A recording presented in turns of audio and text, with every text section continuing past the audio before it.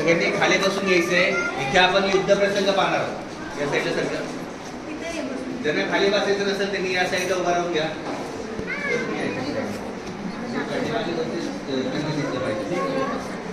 त्यांना बसायला जागा घ्या.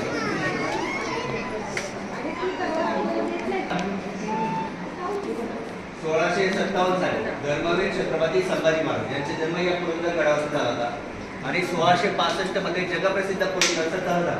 तो तह कशा प्रकारे झाला तो आपण इथे पाहतो. मी जेवढं शांत बसाल तेवढं तुम्हाला चांगलं ऐकायला मिळेल. इंद्राने शत्रूच्या सर्व दुर्गांचा नाश केला म्हणून त्याला पुरंदर असं नाव प्राप्त झालं. याच नावाचा एक बलदंड गड जणू वज्रासहित पुण्यापासून हाकेच्या अंतरावर 8